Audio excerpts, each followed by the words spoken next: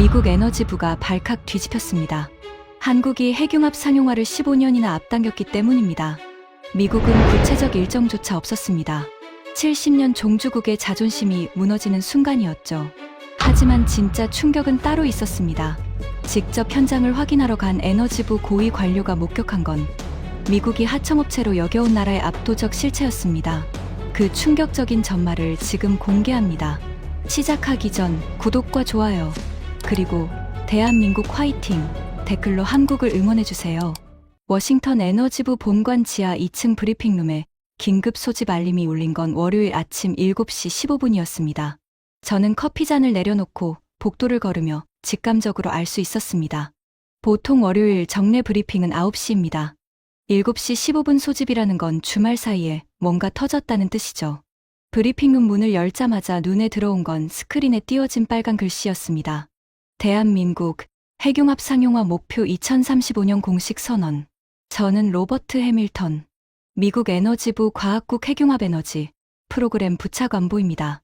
31년째 이 자리를 지키고 있죠. 프린스턴 플라즈마 물리연구소에서 박사 과정을 밟았고 로렌스 리버모어 국립연구소에서 NIF 프로젝트에도 참여했습니다. 미국 핵융합 역사의 거의 모든 순간에 제가 있었다고 해도 과언이 아닙니다. 그런 제가 저 빨간 글씨를 보고 처음 든 생각은 이것이었습니다. 또 시작이군. 자리에 앉으며 주위를 둘러봤습니다.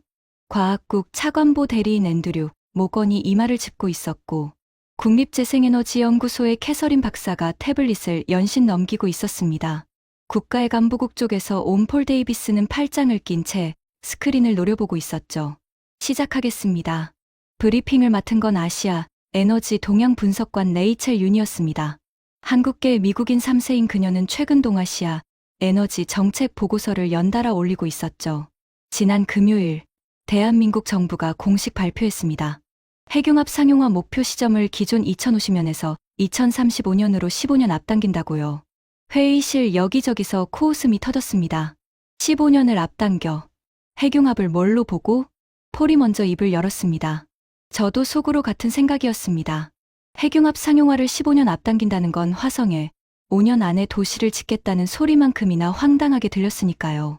하지만 레이첼의 표정은 심각했습니다. 그녀가 다음 슬라이드를 넘겼을 때 회의실 공기가 달라졌습니다.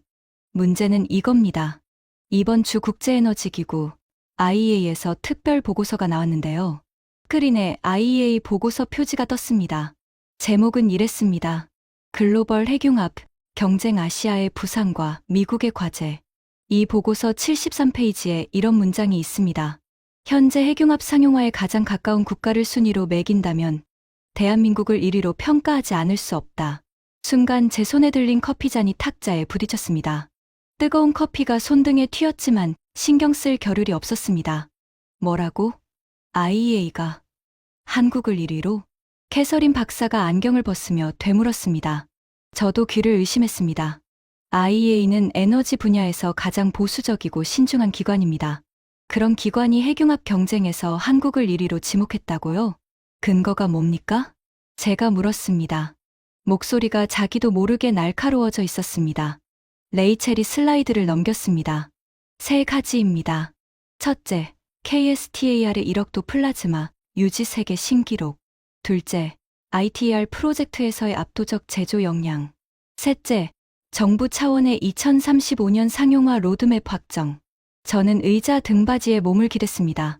가슴 한쪽이 묘하게 무거워지는 느낌이었습니다. KSTAR. 한국이 대전이라는 도시에 세워놓은 토카막 장치. 솔직히 저는 그 이름을 들을 때마다 속으로 웃음이 나왔습니다. 한국이 핵융합 장치를 운영한다는 것 자체가 어딘가 어울리지 않게 느껴졌으니까요.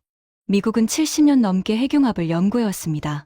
세계 최초로 수소폭탄을 만든 나라, 토카막 이론을 정립한 나라, 레이저 핵융합 점화에 성공한 나라. 핵융합의 역사 자체가 미국의 역사입니다. 그럼 미국을 제치고 한국이 1위라고요? 레이첼, 솔직히 물어보겠소. 앤드류 차관보 대리가 두 손을 깍지 끼며 말했습니다. 한국은 우리 ITER 프로젝트에서 부품을 납품하는 협력국 중 하나 아닌가? 그 정도 나라를 핵융합 선두 주자로 보는 건 과한 평가 아닙니까? 저는 고개를 끄덕였습니다. 정확히 제 생각이었습니다. ITER은 전 세계 7개 경제권이 참여하는 인류 최대의 과학 프로젝트입니다. 미국, EU, 러시아, 중국, 일본, 인도, 그리고 한국. 한국의 분담률은 약 9%. 미국과 비슷한 수준이지만 설계와 핵심 기술은 미국과 유럽이 주도하고 한국은 제조를 맡은 것으로 알고 있었습니다. 쉽게 말해 우리가 머리를 쓰고 한국은 손을 쓰는 겁니다. 머리와 손 중 뭐가 더 중요한지는 굳이 말할 필요도 없겠죠. 그 부분에 대해서는 제가 드릴 말씀이 있습니다. 레이첼이 잠시 말을 멈췄습니다. 그녀의 눈빛이 묘하게 흔들리고 있었습니다. 사실 IEA 보고서보다 더 심각한 문제가 있어요. 바로 저희 NIF입니다. 회의실이 조용해졌습니다. NIF, 국가점화시설. 미국 핵융합의 자존심이자 제가 젊은 시절을 바친 프로젝트. 모두의 시선이 레이첼에게 쏠렸습니다. 지난주 로렌스 리버모어에서 내부 보고서가 유출됐습니다. NIF의 레이저 핵융합 방식으로는 상용 발전이 사실상 불가능하다는 결론이에요. 에너지 순이익이 마이너스이고 이걸 플러스로 전환하려면 최소 25년 이상의 추가 연구가 필요하다고요. 제 심장이 쿵 내려앉는 소리가 들렸습니다. NIF가 한계에 부딪혔다는 건 이미 업계에서 돌던 소문이었지만 공식 내부 보고서로 확인된 건 처음이었습니다. 그러니까 정리하면 이렇습니다. 레이첼이 손가락을 꼽았습니다. 미국은 상용화 일정 자체가 없습니다. NIF는 벽에 부딪혔고요. 그런데 한국은 2035년이라는 구체적인 날짜를 정부가 공식 선언했어요. 지금 이 순간 핵융합 상용화에 대한 국가 차원의 로드맵을 가진 나라는 전 세계에서 대한민국 단 한 곳뿐입니다. 회의실에 침묵이 내려앉았습니다. 에어컨 돌아가는 소리만 윙윙거렸습니다. 하지만 저는 인정할 수 없었습니다. 아니, 인정하고 싶지 않았습니다. 미국이 70년간 쌓아올린 핵융합의 역사가 한국이라는 나라 앞에서 흔들린다는 건 있을 수 없는 일이었으니까요. 회의가 끝나고 저는 제 사무실로 돌아왔습니다. 7층 창문 너머로 워싱턴의 아침 햇살이 쏟아지고 있었지만 마음은 어두웠습니다. 책상 위 액자를 바라봤습니다. 흑백 사진 속에서 젊은 남자가 두꺼운 안전모를 쓰고 거대한 장치 앞에 서 있었습니다. 제 아버지 윌리엄 해밀턴. 맨해튼 프로젝트 2세대 핵물리학자였죠. 아버지는 제가 어릴 적부터 이런 말씀을 하셨습니다. 로버트, 미국은 원자의 심장을 처음으로 열어젖힌 나라다. 핵분열의 힘을 먼저 깨운 것처럼 핵융합의 불꽃도 미국이 가장 먼저 잡게 될 거야. 그건 미국의 운명이란다. 그 말씀이 제 인생을 결정했습니다. 프린스턴에서 플라즈마 물리학으로 박사 학위를 받았고 곧장 에너지부에 들어왔습니다. 그리고 31년. 미국 핵융합의 모든 순간에 함께했습니다. 솔직히 말하겠습니다. 미국의 핵융합 연구 역사를 들으면 자부심을 느끼지 않을 수가 없습니다. 우리는 세계 최초로 토카막의 물리적 원리를 규명했습니다. 프린스턴의 TFTR 장치는 실제 핵융합 연료인 중수소와 삼중수소를 혼합해서 점화시키는 데 성공한 최초의 장치였죠. 미국 핵물리학의 눈부신 성과였습니다. 그리고 NIF. 제가 젊은 시절 직접 참여했던 프로젝트. 축구장만 한 건물 안에 192개의 초고출력 레이저를 설치하고 그 레이저를 좁쌀만한 연료 캡슐 한 점에 동시에 쏘아 핵융합 반응을 일으키는 방식입니다. 3년 전 NIF가 역사적인 순간을 만들어냈습니다. 레이저로 쏟아부은 에너지보다 핵융합으로 나온 에너지가 더 많은 이른바 순에너지 이득의 세계 최초로 성공한 겁니다. 그날 저는 사무실에서 눈물을 흘렸습니다. 아버지의 유언이 현실이 되는 순간이라고 믿었으니까요. 전 세계 뉴스가 미국을 보도했고 대통령까지 직접 성명을 발표했습니다. 미국이 또 한 번 인류의 첫걸음을 내디뎠다. 그 순간 저는 확신했습니다. 핵융합 상용화도 당연히 미국이 먼저 해낼 것이라고. 미국만이 아닙니다. 민간 영역에서도 미국의 독주는 압도적이었습니다. 새말트먼이 투자한 헬리온 에너지에 3조 원이 넘는 자금이 몰렸습니다. MIT 출신들이 만든 커먼웰스 퓨전에도 2조 원이 넘게 쏟아졌죠. 빌 게이츠, 제프 베이조스 같은 실리콘밸리 거물들이 핵융합에 줄줄이 베팅하고 있었습니다. 민간 핵융합 투자의 80% 이상이 미국에 집중되어 있었죠. 이 상황에서 한국이라는 나라가 미국을 앞지른다고요? 저는 코웃음을 칠 수밖에 없었습니다. 한국의 핵융합 연구 역사는 기껏해야 30년 남짓입니다. 미국이 프린스턴에서 토카막을 돌릴 때 한국은 핵융합이 뭔지도 몰랐죠. KSTAR라는 장치를 만들긴 했지만 그건 미국과 일본의 기술을 배워서 조립한 수준이라고 생각했습니다. 그래요. 솔직히 말하겠습니다. 저에게 한국은 ITR에 부품을 납품하는 하청업체 같은 존재였습니다. 우리가 설계도를 그려주면 한국이 깎아서 갖다 바치는 머리와 손의 관계. 미국이 두뇌이고 한국은 공장. 그게 제가 30년간 가지고 있던 인식이었습니다. 사무실 창밖을 바라봤습니다. 워싱턴의 하늘은 맑았고 멀리 국회의사당 돔이 햇빛에 반짝이고 있었습니다. 아무리 IEA가 뭐라 해도 한국은 한국이지. 저는 중얼거리며 레이첼이 보내온 IEA 보고서 파일을 열었습니다. 한번 제대로 읽어보고 반박 자료를 만들 생각이었죠. 어차피 근거 없는 과대평가일 거라 확신하면서. 하지만 73페이지를 넘기는 순간 제 손이 멈췄습니다. 거기에는 제가 전혀 모르고 있었던 숫자들이 빼곡히 적혀 있었습니다. KSTAR 1억도 플라즈마 유지시간 50초 세계 신기록. 저는 눈을 비볐습니다. 50초라고요? 핵융합에서 플라즈마 유지시간이 얼마나 중요한지 설명해 드리겠습니다. 1억도의 플라즈마를 만드는 것은 어렵지만 불가능하지는 않습니다. 진짜 문제는 그 미친 듯이 날뛰는 불덩어리를 오랫동안 안정적으로 붙잡아 두는 겁니다. 태양은 자체 중력으로 수소를 꽉 움켜쥐고 있으니 자연스럽게 핵융합이 일어납니다. 하지만 지구에는 그런 괴물 같은 중력이 없죠. 그래서 자기장으로 플라즈마를 공중에 띄우는데 이게 칼날 위에 물방울을 올려놓는 것보다 어렵습니다. 조금이라도 균형이 무너지면 플라즈마가 벽에 닿아 순식간에 꺼져버리니까요.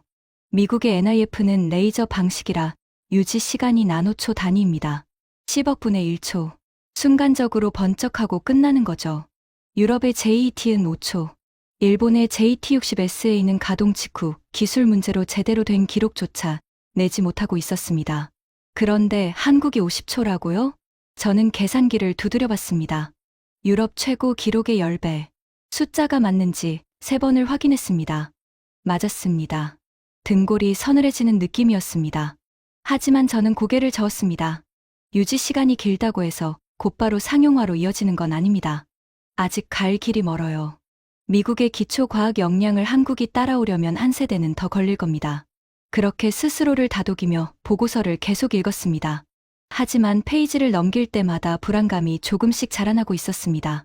마치 먼 바다에서 밀려오는 쓰나미의 전조처럼 수평선 위에 뭔가 거대한 것이 다가오고 있는 느낌이었죠. IEA 보고서를 읽은 뒤 이틀이 지났습니다. 수요일 오후 앤드류 차관보 대리가 저를 불렀습니다. 로버트, 자네한테 부탁할 일이 생겼어. 그의 사무실 책상 위에는 IEA 보고서 출력본이 놓여 있었습니다. 여기저기 빨간 밑줄이 그어져 있었죠. 백악관에서 연락이 왔네. 대통령 과학기술자문위원회에서 한국 핵융합 실태에 대한 현지 평가 보고서를 요청했어. 저는 미간을 찌푸렸습니다. 한국에 가라는 겁니까? 그 전에 먼저 프랑스부터. ITR 현장 점검이 우선이야. 한국 기업들이 실제로 얼마나 대단한지 거기서 직접 확인해. 그 다음에 한국으로 넘어가서 KSTAR를 봐. 2주 일정이야. 솔직히 기분이 좋지 않았습니다. 미국 에너지부의 31년 경력 부차관보가 한국 핵융합 장치를 시찰하러 간다. 마치 선생님이 학생의 숙제를 검사하러 가는 느낌이었죠. 불필요한 출장이라고 생각했습니다. 앤드류, 솔직히 IEA 보고서가 과대평가라고 봅니다. 한국은 제조 역량이 있는 건 인정하지만 핵융합의 본질은 기초과학이에요. 부품을 잘 깎는 것과 핵융합을 이해하는 건 완전히 다른 차원의 문제입니다.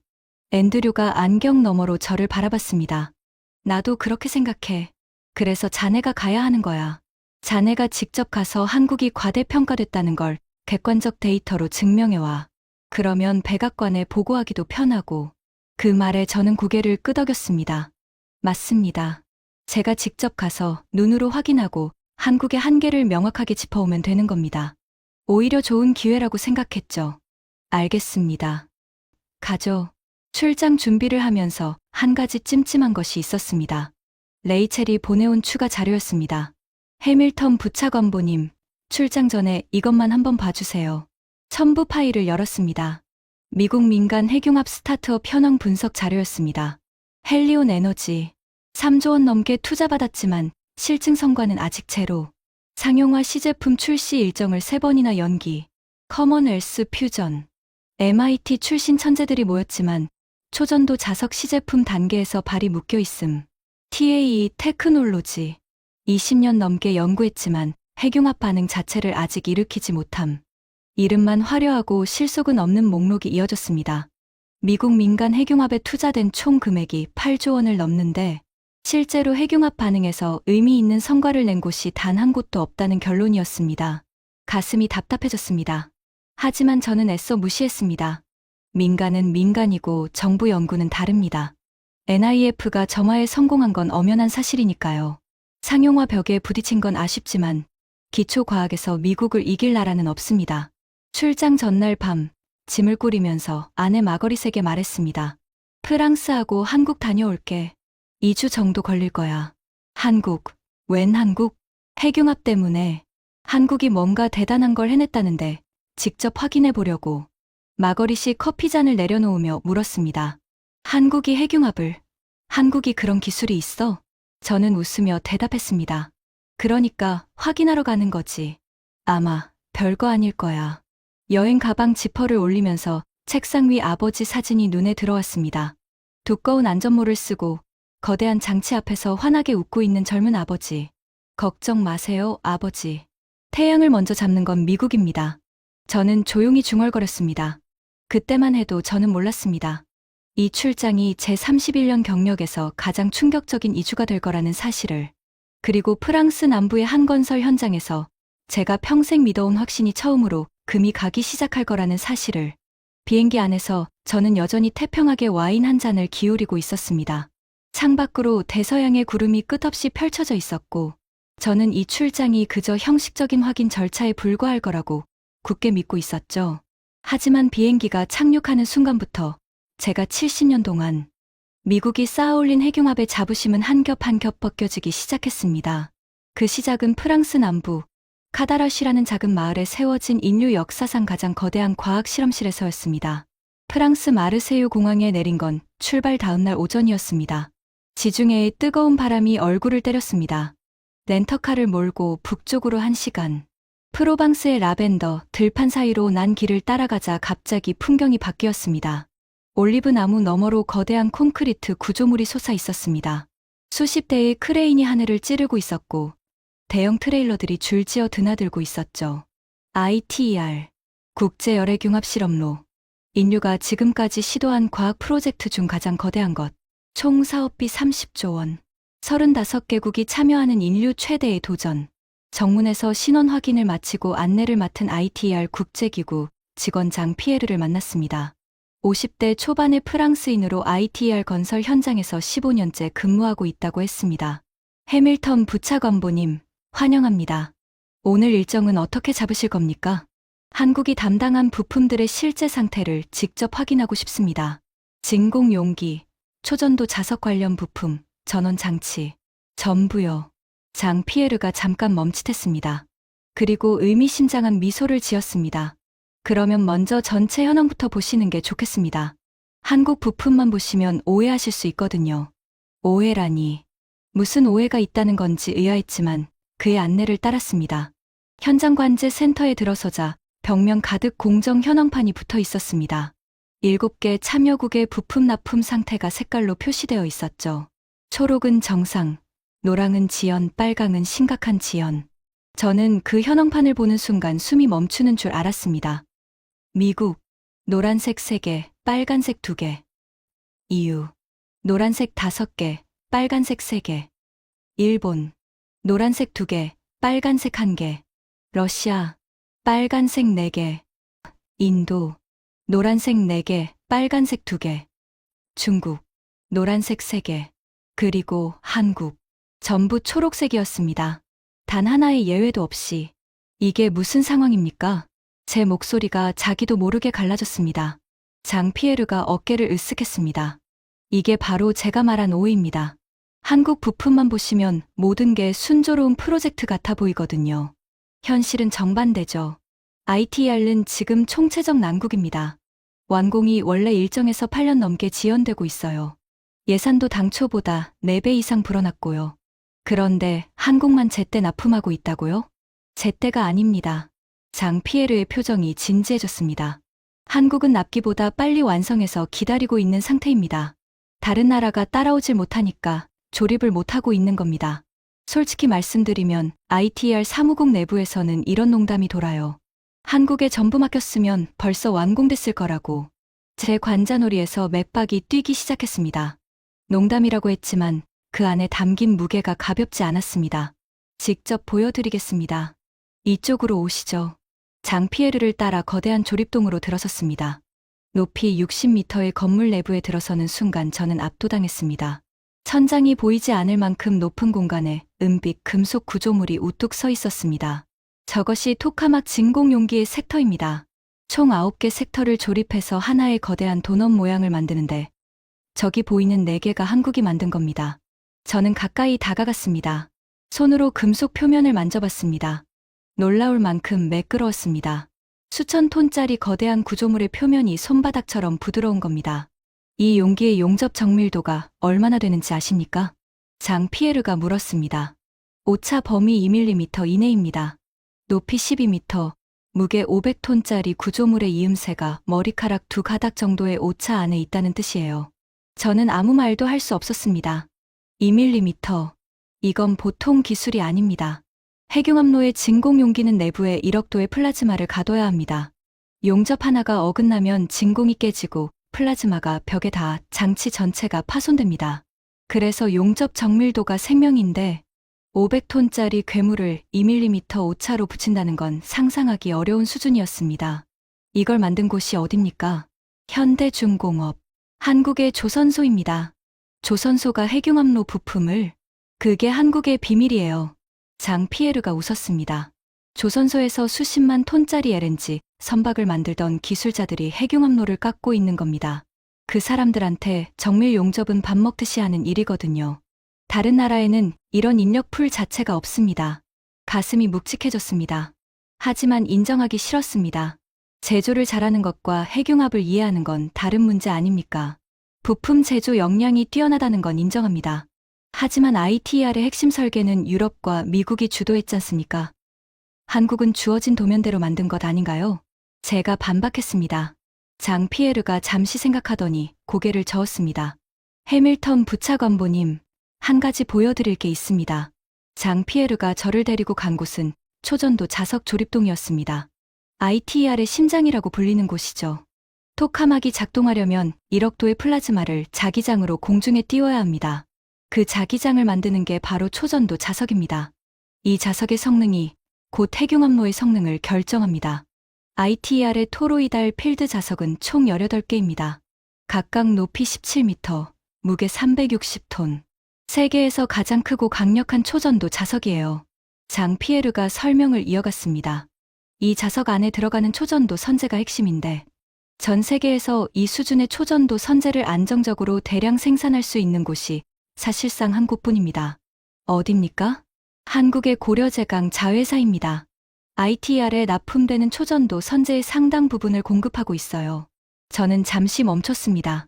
초전도 선재라면 핵융합로에서 가장 핵심적인 소재 중 하나입니다. 영하 269도의 극저온에서 전기 저항이 완전히 사라지는 특수 금속선을 만드는 기술인데 이걸 한국 기업이 장악하고 있다고요? 잠깐. 미국의 옥스포드 슈퍼컨덕팅이나 일본의 JASTC는요? 물론 그쪽도 생산하고 있습니다. 하지만 납품 일정과 품질 안정성에서 한국이 압도적이에요. 같은 사양 같은 수량을 주문하면 한국이 가장 먼저, 가장 균일한 품질로 납품합니다. 장 피에르가 태블릿을 꺼내 데이터를 보여줬습니다. 여기 보세요. 납품된 초전도 선재의 불량률입니다. 미국산 1.2%, 일본산 0.8%, 한국산 0.15%, 숫자가 말해주고 있었습니다. 미국의 8분의 1점, 일본의 5분의 1 수준의 불량률. 이건 단순한 차이가 아니라 차원이 다른 품질 관리였습니다. 그리고 하나 더 보여드릴 게 있습니다.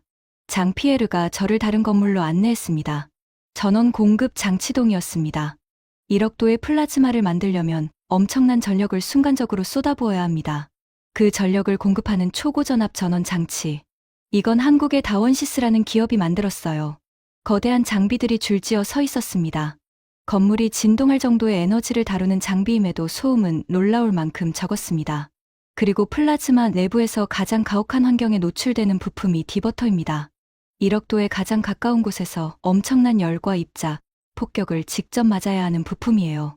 이건 한국의 비츠로테크가 텅스텐으로 만들고 있습니다. 저는 고개를 돌려 장피에르를 바라봤습니다. 잠깐만요. 정리 좀 하겠습니다. 진공 용기는 현대중공업, 초전도 선제는 고려제강, 전원장치는 다원시스, 디버터는 비츠로테크. 이게 다 한국 기업이라는 겁니까? 맞습니다. 핵융합로의 심장, 혈관, 전기, 방패를 전부 한국이 만들고 있다는 소리 아닙니까? 장피에르가 고개를 끄덕였습니다. 이제 왜 제가 아까 오해라고 했는지 이해하시겠습니까? 한국은 ITR에서 부품 몇 개를 납품하는 하청업체가 아닙니다. 핵융합로를 실제로 완성할 수 있는 제조 역량을 가진 유일한 나라에 가깝습니다. 순간 발밑이 흔들리는 느낌이었습니다. 회의실 의자에 앉아 보고서를 읽을 때와 현장에서 직접 눈으로 보고 손으로 만지는 건 완전히 달랐습니다. 머리로는 아직 인정하기 싫었습니다. 하지만 몸은 이미 알고 있었습니다. 내가 30년간 알고 있던 한국과 이곳에서 존재하는 한국은 완전히 다른 나라라는 것을. 호텔로 돌아가는 차 안에서 창밖의 프로방스 해질녘을 멍하니 바라봤습니다. 라벤더 들판 위로 노을이 번지고 있었습니다. 아름다운 풍경이었지만 마음은 복잡했습니다. 아버지의 말씀이 머릿속에서 울렸습니다. 미국이 태양을 먼저 잡는다. 하지만 오늘 제가 본 것은 달랐습니다. 태양을 실제로 만들 수 있는 손을 가진 나라는 미국이 아니었습니다. 저는 고개를 저었습니다. 아직 판단하기 이릅니다. ITR은 부품 제조일 뿐이에요. 핵융합의 본질은 플라즈마 물리학입니다. 한국이 물건을 잘 만드는 건 인정하지만 기초 과학에서까지 미국을 앞서는 건 불가능합니다. 그때만 해도 저는 그렇게 믿고 있었습니다. ITR 방문 이틀째, 저는 장 피에르에게 다른 나라들의 상황을 물었습니다. 한국만 특별한 것인지 아니면 다른 나라들이 유난히 부진한 것인지 확인하고 싶었습니다. 일본은 어떻습니까? 일본은 토카마 기술의 원조 아닙니까? 장 피에르의 표정이 어두워졌습니다. 일본 이야기는 좀 안타깝습니다. JT60SA라고 들어보셨죠? JT60SA. 일본이 EU와 공동으로 건설한 세계 최대급 토카막 장치. 일본 핵융합의 자존심이었습니다. 물론 알고 있습니다. 일본이 상당한 자부심을 가진 프로젝트였죠. 맞습니다. 문제는 가동 직후 초전도 자석 냉각 계통에서 심각한 누출이 발생한 겁니다. 영하 269도를 유지해야 하는 극저온 시스템에서 헬륨이 새어나왔어요. 수리에만 1년 넘게 걸렸고 재가동 후에도 성능이 설계치에 한참 못 미치고 있습니다. 1억도 플라즈마 유지 기록은요? 아직 의미 있는 기록이 없습니다. 한국의 KSTAR가 50초를 넘긴 시점에서 일본은 아직 안정적 운전 단계에도 도달하지 못한 상태예요. 가슴이 복잡해졌습니다. 일본은 미국과 함께 핵융합 연구의 선두, 그룹에 있던 나라입니다. 그런 일본이 이 정도로 뒤처져 있다면 한국의 성과가 단순한 행운이 아니라는 뜻이 될 수 있었습니다. 중국은요? 중국도 독자 토카막을 운영하고 있지 않습니까? EAST라는 장치가 있죠. 중국은 무서운 속도로 따라오고 있습니다. 투자 규모도 어마어마하고요. 독자 핵융합로 건설을 선언하고 수만 명의 연구 인력을 투입하고 있어요. 그러면 한국보다 중국이 더 위협적인 것 아닙니까? 장 피에르가 고개를 가로저었습니다. 투자 규모와 인력으로는 중국이 압도적입니다. 하지만 핵심 문제가 있어요. 플라즈마 제어 기술의 성숙도에서 한국과 격차가 큽니다. EAST의 1억도 유지 기록이 한국 KSTAR의 절반에도 못 미쳐요. 중국은 돈과 인력을 쏟아부으면 따라잡을 수 있을 거라 믿고 있지만 플라즈마 물리학은 그런 식으로 해결되는 분야가 아닙니다. 수십 년간 쌓인 운전 노하우가 핵심이거든요. 저는 메모장에 숫자들을 적었습니다. 일본의 지연, 중국의 한계, 그리고 한국의 독보적 성과. 객관적으로 보면 한국이 앞서 있다는 증거들이 쌓이고 있었습니다. 하지만 저에게는 아직 마지막 카드가 남아 있었습니다. 미국 민간 스타트업은 어떻게 보십니까? 헬리온, 커먼웰스, 퓨전 같은 기업들이 민간 투자를 대거 유치하고 있지 않습니까? 실리콘밸리의 혁신 모델이 결국 게임을 바꿀 수 있지 않을까요? 이건 제가 가장 자신 있는 반론이었습니다. 정부 주도 연구는 느리고 관료적입니다. 미국의 강점은 민간의 창의성과 자본이 결합하는 실리콘밸리 모델이죠. 핵융합도 결국 미국의 스타트업이 판을 뒤집을 겁니다. 장 피에르가 잠시 침묵했습니다. 그리고 조심스럽게 입을 열었습니다. 해밀턴 부차관보님, 저는 ITR에서 15년째 일하면서 전 세계 핵융합 연구를 지켜봐 왔습니다. 솔직히 말씀드리겠습니다. 그가 목소리를 낮췄습니다. 미국 민간 스타트업들은 기가 막힌 프레젠테이션을 합니다. 투자자들 앞에서 화려한 슬라이드를 넘기고 미래 비전을 이야기하고 언론에 대문짝만하게 기사가 나죠. 하지만 ITR 현장에서 실제로 핵융합로 부품을 만들어 본 적이 있는 미국 민간 기업은 단 한 곳도 없습니다. 그건 아직 초기 단계라서 그런 것 아닙니까? 헬리오는 10년 넘게 운영되었습니다. 커먼웰스도 7년 가까이 됐고요. 그동안 수조 원의 투자를 받았지만 실제로 핵융합 반응에서 유의미한 에너지를 뽑아낸 곳이 한 곳도 없어요. 초전도 자석 시제품 하나 만드는데 3년이 넘게 걸리고 있는 곳도 있습니다. 장 피에르가 창밖을 가리켰습니다. ITR 건설 현장에 거대한 크레인이 보였습니다. 저 밖에서 실제로 핵융합로를 만들고 있는 기업들을 보세요. 현대중공업, 고려제강, 다원시스, 비츠로테크. 전부 한국 기업입니다. 미국 기업은 투자 발표회에 있고 한국 기업은 건설 현장에 있어요. 이 차이가 결국 결과를 가릅니다. 주먹을 꽉 쥐었습니다. 반박하고 싶었지만 눈앞에 펼쳐진 현실이 제 말을 막고 있었습니다. 회의실에서 보고서를 읽을 때는 자신만만했습니다. 미국의 기초과학, 민간 자본, 70년 역사. 이 세 가지면 충분하다고 생각했죠. 하지만 현장에 와서 보니 기초과학은 상용화로 이어지지 않고 있었고, 민간 자본은 선거 없이 태우고 있었고, 70년 역사는 한국의 30년 집중력 앞에 무색해지고 있었습니다. 그날 밤, 호텔방에서 노트북을 켜고 워싱턴의 중간 보고 메일을 썼습니다. ITR 현장 1차 소감. 한국의 제조 역량은 예상을 초과함. 상세 분석은 KSTAR 방문 후 제출 예정. 예상을 초과한다. 이렇게 쓰는 것조차 자존심이 허락하지 않았습니다. 하지만 거짓을 쓸 수는 없었습니다. 엔터 키를 누르고 노트북을 덮었습니다. 침대에 누웠지만 잠이 오지 않았습니다. 천장을 보며 아버지의 얼굴을 떠올렸습니다. 내일이면 프랑스를 떠나 한국으로 갑니다. 대전이라는 도시에 있는 KSTAR을 직접 보러. 솔직히 두려웠습니다. ITR에서 이미 이만큼 흔들렸는데 KSTAR에서 뭘 보게 될지 상상이 되지 않았으니까요. 인천공항에 내린 건 프랑스를 떠난 지 14시간 만이었습니다. 공항 자체가 첫 번째 충격이었습니다.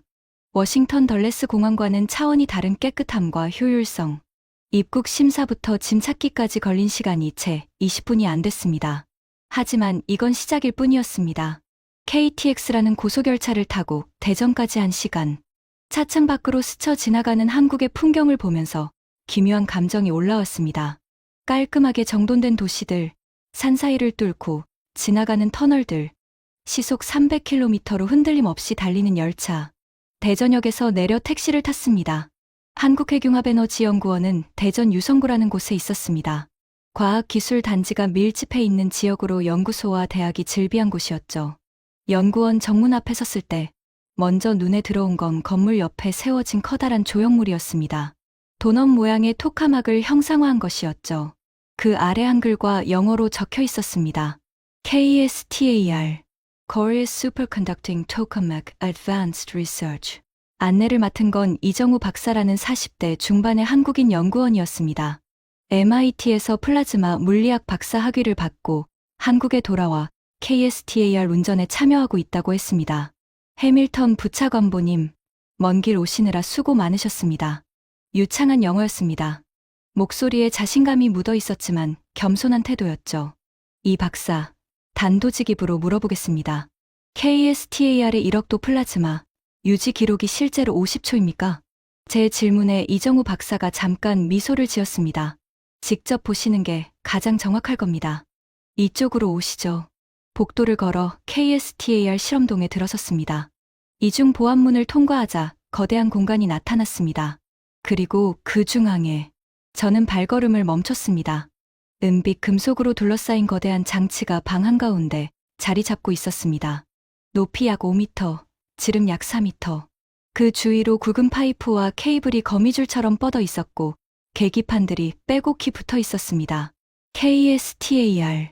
한국의 인공태양. 솔직히 고백하겠습니다. 미국의 NIF를 수없이 봐온 제 눈에 KSTAR는 작아 보였습니다. NIF는 축구장 3개 크기의 건물을 가득 채우는 거대한 시설입니다. 그에 비하면 KSTAR는 소박했습니다. 규모가 좀 작지 않습니까? 제가 무심코 내뱉은 말이었습니다. 이정우 박사가 고개를 돌려 저를 바라봤습니다. 그의 눈빛에 뭔가 빛이 스쳤지만 화를 내지 않았습니다. 대신 조용히 말했습니다. NIF는 축구장 3개 크기의 시설에서 나노초 단위로 반짝하고 끝나는 실험을 합니다.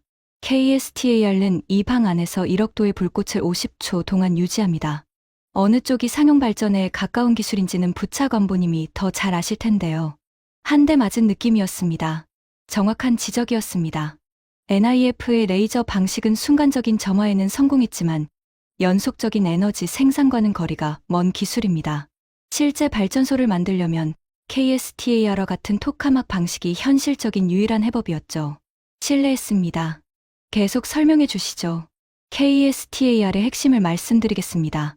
이정우 박사가 장치 옆 패널을 가리켰습니다. 첫 번째, 초전도 자석. KSTAR는 세계 최초로 초전도 자석만으로 운전하는 토카막입니다. 기존 장치들은 구리 자석을 썼는데 구리 자석은 전기 저항 때문에 열이 발생하고 오래 유지할 수 없습니다. 연속 운전이 불가능하죠. 초전도 자석은 전기 저항이 0이라 이론적으로는 무한히 운전할 수 있습니다. 미국의 프린스턴 NSTX도 초전도 자석 업그레이드를 추진했습니다. 추진했지만 예산 문제로 중단됐죠. KSTAR는 이미 20년 전에 완성했습니다.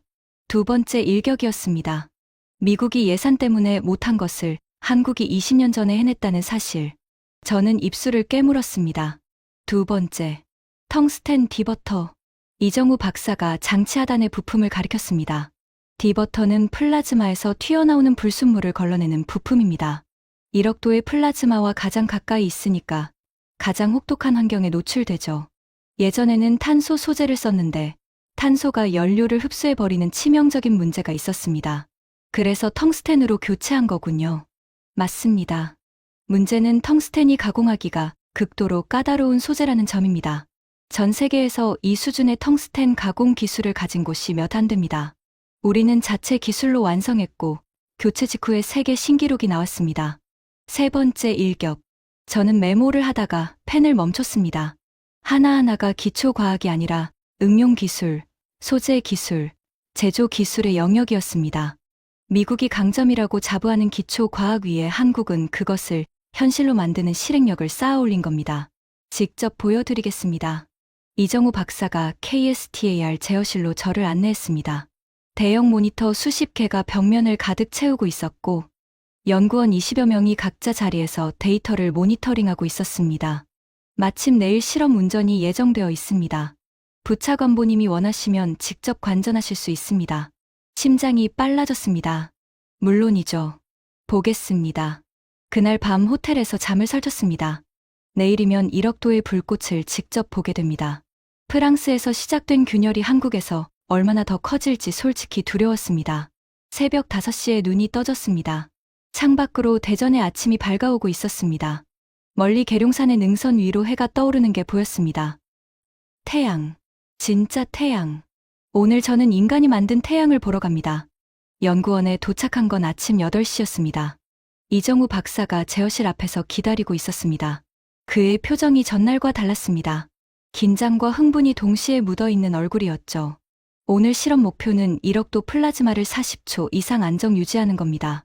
신기록 도전은 아니지만 일상적 운전 수준에서의 안정성을 검증하는 실험이에요. 40초. 일상적 운전이 40초라고요. 유럽의 최고 기록이 5초인데 한국에서는 40초가 일상이라니. 제 머릿속에서 뭔가가 부서지는 소리가 났습니다. 제어실 안에 자리를 잡았습니다. 대형 모니터 중앙에 플라즈마, 온도 그래프가 실시간으로 표시되고 있었습니다. 연구원들이 헤드셋을 쓰고 교신을 시작했습니다. 긴장된 침묵 속에 카운트다운이 울렸습니다. 플라즈마 생성 개시. 모니터의 온도 그래프가 치솟기 시작했습니다. 1천만 도, 3천만 도, 5천만 도, 숫자가 무서운 속도로 올라갔습니다. 8천만도, 9천만도, 1억도 돌파. 제어실에 환호가 터졌습니다. 하지만 이건 시작에 불과했습니다. 진짜 싸움은 1억도를 얼마나 오래 유지하느냐였습니다. 10초, 20초. 그래프가 흔들리지 않았습니다. 1억도 라인 위에 딱 붙어서 미세한 요동만 보이며 안정적으로 유지되고 있었습니다. 30초. 이 시점에서 세계 대부분의 토카막은 플라즈마가 꺼집니다. 불안정성이 축적되어 벽에 부딪히거든요. 하지만 KSTAR의 그래프는 꿈쩍도 하지 않았습니다. 35초, 40초, 목표 달성. 하지만 연구원들은 멈추지 않았습니다. 상태 안정. 계속 유지합니다. 45초, 50초, 55초. 제어실이 술렁거리기 시작했습니다. 이정우 박사가 앞으로 나왔습니다. 그의 손이 미세하게 떨리고 있었습니다. 60초 돌파. 60초. 1분. 1억도의 플라즈마를 1분 동안. 저는 의자에서 벌떡 일어났습니다. 심장이 가슴에서 튀어나올 것 같았습니다. 이건 불가능한 숫자입니다. 지구상 어떤 장치도 해내지 못한 영역. 그런데 지금 제 눈앞에서 벌어지고 있었습니다. 67초. 안전 범위 내 종료합니다. 그래프가 내려갔습니다. 제어실에 박수와 환호가 터져 나왔습니다. 이정우 박사가 연구원들과 하이파이브를 하고 있었습니다. 67초. 비공식이지만 기존 기록을 17초 이상 넘긴 순간이었습니다. 저는 그 자리에 서서 움직일 수 없었습니다. 다리에서 힘이 빠지고 있었습니다. 눈앞이 흐려졌습니다. 70년. 미국이 핵융합을 연구한 시간. 그 70년 동안 미국이 해내지 못한 것을 한국이 해내고 있었습니다. 그것도 아무렇지 않다는 듯이 일상적 운전처럼. 실험이 끝나고 이정우 박사와 연구원 식당에서 점심을 먹었습니다. 된장찌개라는 음식이 나왔는데 손이 떨려서 숟가락을 제대로 들 수 없었습니다. 뜨거운 국물이 목을 타고 넘어가면서 간신히 정신이 돌아왔습니다. 이 박사, 솔직하게 물어보겠습니다. 네. 한국은 어떻게 이게 가능한 겁니까? 미국이 70년 걸려 못한 걸 한국이 30년 만에 해내고 있습니다. 도대체 비결이 뭡니까? 이정우 박사가 숟가락을 내려놓으며 잠시 생각했습니다.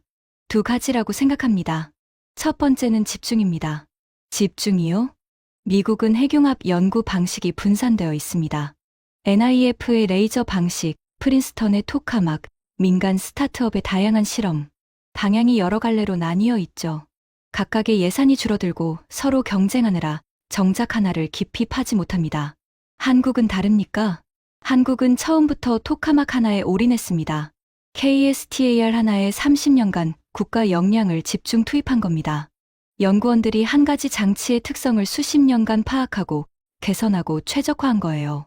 산만하게 여러 가지를 하는 것보다 한 가지를 미친 듯이 파는 게 결국 더 빠릅니다. 두 번째, 이정우 박사가 말을 이었습니다. 한국의 제조 생태계입니다. 이게 결정적이에요.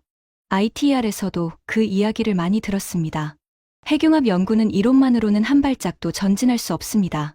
아무리 완벽한 수식을 써도 실제 장치를 깎아서 만들지 못하면 그건 종이 위의 꿈일 뿐이에요. 미국은 기초과학은 세계 최고입니다. 하지만 그 이론을 실제 하드웨어로 전환하는 능력에서 점점 약해지고 있어요. 왜 그렇습니까? 미국은 제조업 기반이 수십 년간 약화됐지 않습니까? 반도체 공장도 TSMC를 불러와야 하고 조선소도 거의 남아있지 않고 원전 건설 경험도 오래 끊겼습니다. 핵융합로를 실제로 만들려면 정밀 용접, 극저온 시스템, 초고진공 기술, 대형 구조물 조립 역량이 전부 필요한데 이런 걸 한 나라 안에서 다 할 수 있는 곳이 세계에 몇 안 됩니다. 한국은 다 할 수 있다. 반도체에서 나노 단위 공정을 운영하고 조선에서 30만 톤짜리 배를 만들고 원전에서 초대형 압력 용기를 제작하고 자동차에서 수백만 대를 찍어내는 나라입니다. 이 네 가지 산업의 기술과 인력풀이 핵융합에 그대로 전이되는 거예요. ITR에서 현대중공업이 진공용기를 만드는 게 우연이 아닙니다. 숟가락을 놓았습니다. 밥맛이 없었습니다. 아니, 밥맛이 없는 게 아니라 머리가 너무 복잡해서 먹을 수가 없었습니다. 이정우 박사의 말이 하나하나 명중탄이었습니다. 미국의 기초과학이 세계 최고인 건 사실입니다. 하지만 기초과학과 상용화 사이에는 죽음의 계곡이 있고 그 계곡을 건너려면 제조 역량이 필수입니다. 미국은 이론을 만들어 놓고 계곡 앞에서 멈춰 있는 반면 한국은 이론을 실물로 바꾸는 다리를 이미 놓고 있었습니다. 점심을 먹고 연구원 밖으로 나왔습니다. 가을 햇살이 따뜻했지만 제 마음은 추웠습니다. 그때 이정우 박사가 한마디를 더 했습니다. 해밀턴 부차관보님, 하나만 더 말씀드려도 될까요? 네. 지금 전 세계가 AI 데이터 센터 전력 문제로 난리지 않습니까? 알고 있습니다. 에너지부에서도 가장 큰 화두예요. AI 한 번 검색하는데 드는 전력이 일반 검색의 10배입니다. 빅테크 기업들이 데이터 센터를 짓는 속도가 발전소를 짓는 속도를 앞지르고 있어요. 화석 연료로는 감당이 안 되고 태양광과 풍력은 간헐적이라 데이터 센터처럼 24시간 안정적인 전력이 필요한 곳에는 적합하지 않죠. 핵융합이 유일한 답이라는 거죠. 맞습니다. 그런데 그 핵융합을 가장 먼저 현실로 만들 나라가 어딘지 생각해 보세요. KSTAR로 플라즈마 제어를 증명한 나라, ITR에서 제조 역량을 검증한 나라, 정부가 2035년 로드맵을 선언한 나라, 반도체, 조선, 원전으로 다져진 제조 생태계를 가진 나라. 이정우 박사가 저를 바라봤습니다. 전부 같은 나라입니다. 그 순간 제 안에서 무언가가 무너지는 소리가 들렸습니다. 조용하지만 확실한 붕괴. 31년간 제가 쌓아올린 확신의 벽에 돌이킬 수 없는 균열이 생긴 순간이었습니다. 한국은 하청이 아니었습니다. 한국은 설계도 할 수 있고, 제조도 할 수 있고, 운전도 할 수 있는 핵융합의 모든 단계를 독자적으로 완수할 수 있는 세계 유일한 나라였습니다. 그리고 미국은 그중 한 가지도 혼자서 완수할 수 없었습니다. 호텔로 돌아오는 택시 안에서 창밖을 바라봤습니다. 대전의 저녁 풍경이 스쳐 지나갔습니다. 네온사인이 빛나는 거리, 길을 걷는 시민들, 바쁘게 달리는 버스들. 이 평범해 보이는 도시의 한가운데에 인류의 미래를 바꿀 불꽃이 타오르고 있다는 사실이 비현실적으로 느껴졌습니다. 호텔 방에 들어서자마자 노트북을 켰습니다. 워싱턴에 보낼 2차 보고서를 써야 했습니다. 하지만 키보드 위에 올린 손이 움직이지 않았습니다. 뭐라고 써야 할지 모르겠었습니다. 결국 한 줄만 적었습니다. 우리가 알고 있던 한국은 없었습니다. 전송 버튼을 누르고 의자에 등을 기댔습니다. 천장을 올려다보며 깊은 한숨을 내쉬었습니다. 내일이면 한국에서의 마지막 일정입니다. 연구원 측에서 마련한 브리핑이 남아 있었습니다. 한국의 2035년 핵융합 로드맵에 대한 상세 설명을 듣기로 한 겁니다. 하지만 그 전에 제가 먼저 정리해야 할 것이 있었습니다. 아버지의 유언, 70년의 자부심, 미국이라는 이름에 걸린 무게, 이 모든 것 앞에서 제가 어떤 결론을 내릴 수 있을지 그 순간에는 저도 몰랐습니다. 한국에서의 마지막 아침이었습니다. 호텔 침대에서 눈을 떴을 때 시계는 새벽 4시를 가리키고 있었습니다. 잠을 거의 자지 못했습니다. 머릿속에서 지난 열흘간 보고 들은 것들이 쉬지 않고 돌아가고 있었으니까요.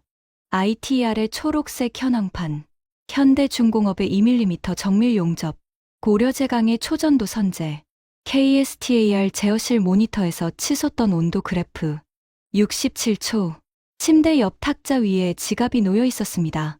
지갑을 열어 안쪽 칸에서 낡은 사진 한 장을 꺼냈습니다. 항상 가지고 다니는 사진이었죠. 흑백 사진 속에서 아버지가 웃고 있었습니다. 두꺼운 안전모를 쓰고 거대한 장치 앞에 서 있는 젊은 아버지. 뒤쪽으로 프린스턴 플라즈마 물리 연구소의 TFTR 장치가 보였습니다. 미국 최초의 대형 토카막. 아버지가 평생을 바친 기계. 아버지는 맨해튼 프로젝트 2세대 핵물리학자였습니다. 직접 참여하신 건 아니지만 그 프로젝트에 참여했던 과학자들에게 배운 세대였죠. 원자의 힘을 처음 해방시킨 미국의 위대함을 온몸으로 믿었던 분이었습니다. 어린 시절 기억이 떠올랐습니다. 아버지가 저를 프린스턴 연구소에 데려갔던 날, 12살이었습니다. 거대한 토카막 장치 앞에 서서 아버지가 말했습니다. 로버트, 저 안에서 태양이 탄생할 거야. 미국이 그걸 해낼 거다. 원자폭탄을 먼저 만든 것처럼, 달에 먼저 간 것처럼, 태양도 미국이 먼저 만든다. 그건 미국의 운명이야. 그 말이 제 인생을 결정했습니다. 물리학을 전공하고 플라즈마 연구로 박사 학위를 받고 에너지부에 들어와 31년을 보냈습니다. 아버지의 꿈을 이어받아 미국이 태양을 먼저 잡는 그 순간을 만들겠다는 일념으로. 아버지는 8년 전 돌아가셨습니다. 마지막으로 의식이 있던 날 병원 침대에서 제 손을 잡고 말씀하셨습니다. 로버트, 내가 못 봤지만 너는 볼 수 있을 거야. 미국이 만든 인공태양이 세상을 밝히는 날을. 약속해라. 그날까지 포기하지 마. 약속합니다, 아버지. 그날의 약속이 31년간 저를 지탱해온 힘이었습니다. 하지만 지금 저는 대전이라는 한국의 도시에서 그 약속이 흔들리는 걸 느끼고 있었습니다. 사진을 지갑에 도로 넣었습니다. 샤워를 하고 옷을 입었습니다. 손이 미세하게 떨리고 있었습니다. 오전 10시. 한국해경합에너지연구원 대회의실. 한국 측의 마지막 브리핑이 예정되어 있었습니다. 2035년 해경합 상용화 로드맵에 대한 상세 설명. 회의실에 들어서자 이정우 박사 외에 10여 명의 한국인 연구원들이 자리하고 있었습니다. 그리고 한 사람이 더 있었습니다. 백발의 노신사. 70대 후반으로 보이는 그분이 회의실 상석에 앉아 있었습니다. 해밀턴 부차관보님, 소개해드리겠습니다. 이정우 박사가 말했습니다. 박철수 명예연구원이십니다. KSTAR를 처음 설계하신 분이에요. 한국해경합 연구의 아버지라고 불리는 분입니다. 백발의 노신사가 자리에서 일어나 손을 내밀었습니다. 악수를 하는 순간 그분의 손에서 전해진 온기가 기묘하게 따뜻했습니다. 해밀턴 부차관보. 오래전에 프린스턴에서 뵌 적이 있습니다. 기억하시는지 모르겠습니다만. 프린스턴이요? 30년도 더 된 일이에요. 제가 프린스턴에 연수를 갔을 때 TFTR 연구실에서 잠깐 뵌 적이 있습니다. 그때 부차관보님 아버지 윌리엄 해밀턴 박사님이 저를 안내해 주셨죠. 가슴이 철렁 내려앉았습니다. 아버지를 아십니까? 물론이죠. 윌리엄 박사님은 저에게 큰 영감을 주신 분입니다. 한국으로 돌아와서 토카막을 만들어야겠다고 결심한 것도 프린스턴에서 윌리엄 박사님과 나눈 대화가 계기였어요. 머리가 하얘졌습니다.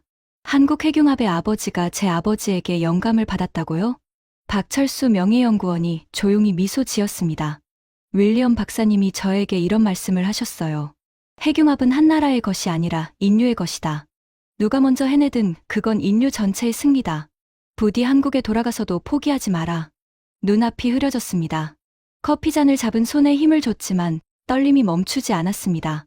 아버지, 제 아버지가 한국 과학자에게 포기하지 말라고 격려했다고요. 미국이 먼저 해내야 한다고 믿었던 그 아버지가. 하지만 동시에 떠올랐습니다.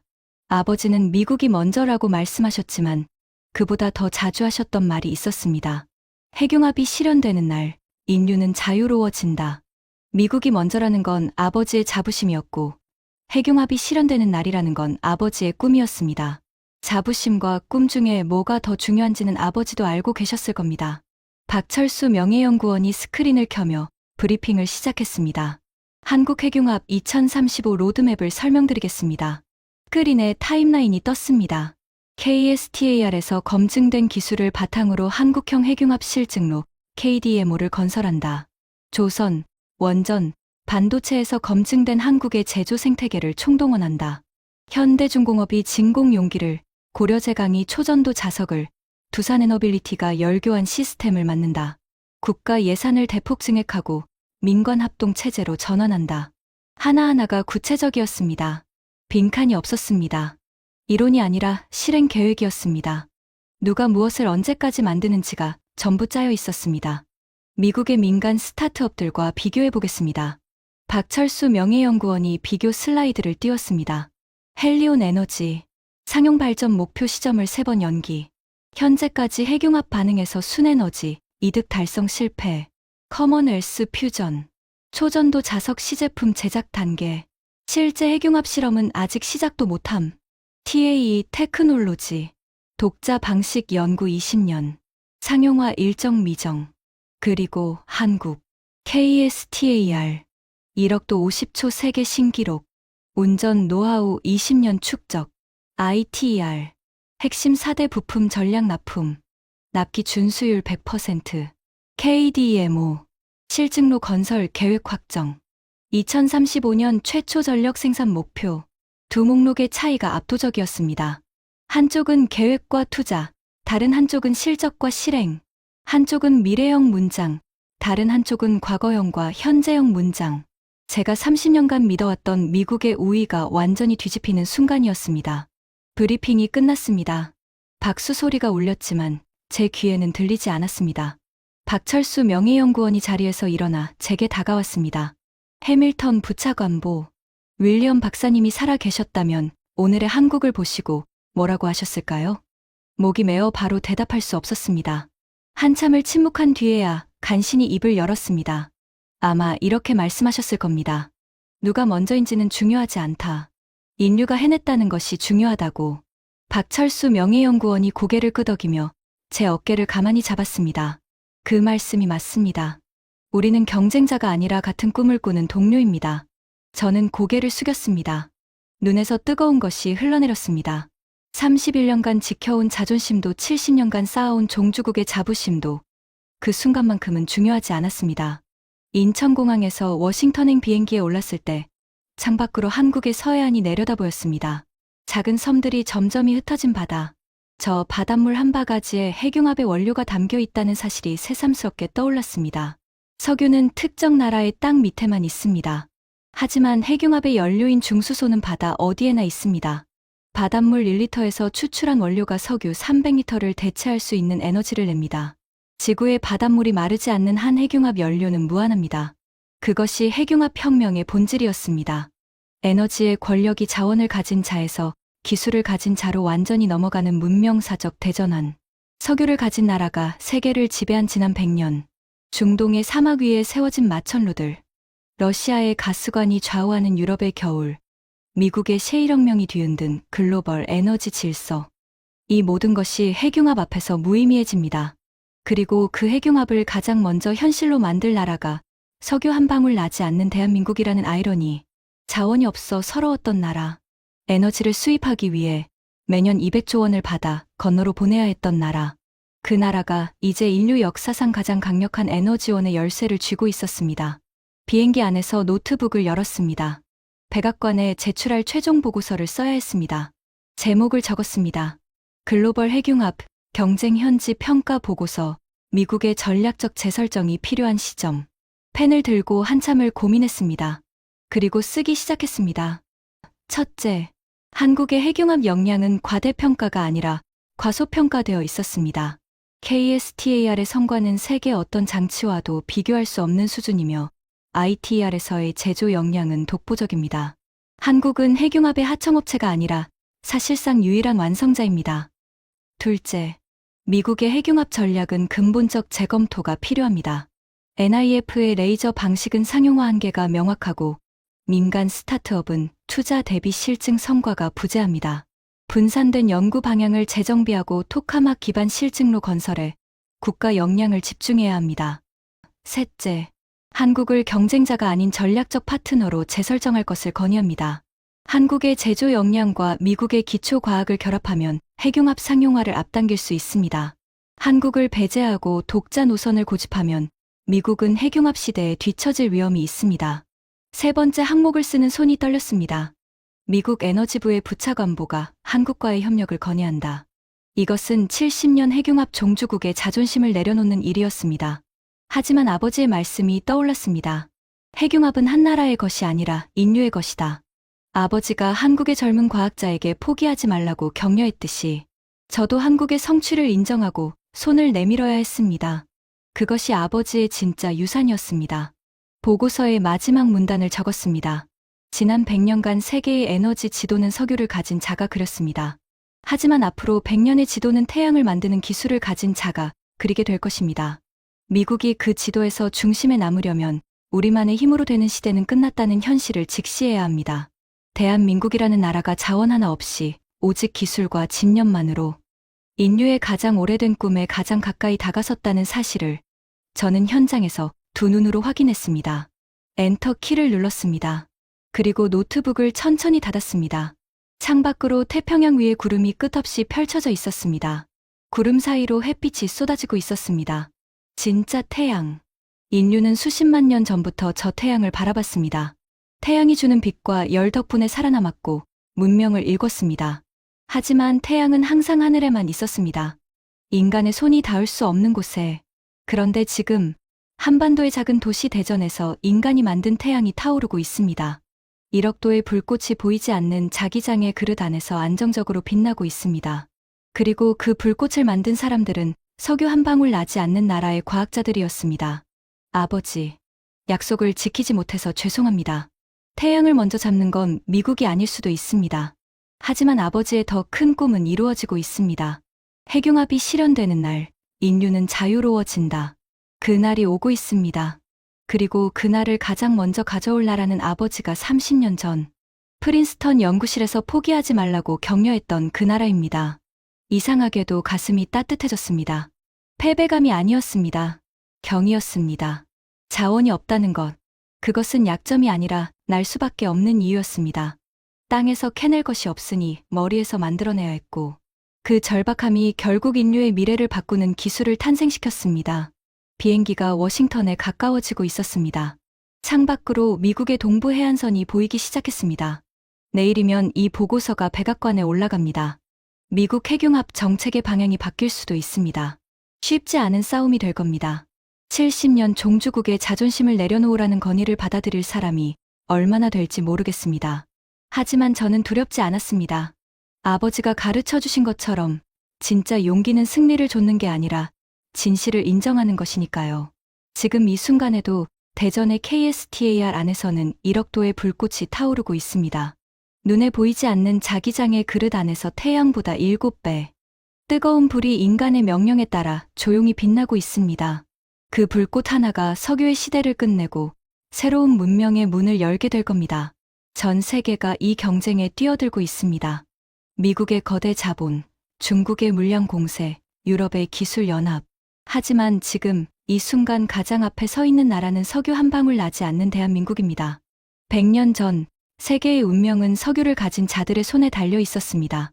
하지만 다가올 100년의 운명은 태양을 만드는 기술을 가진 자가 결정할 것입니다.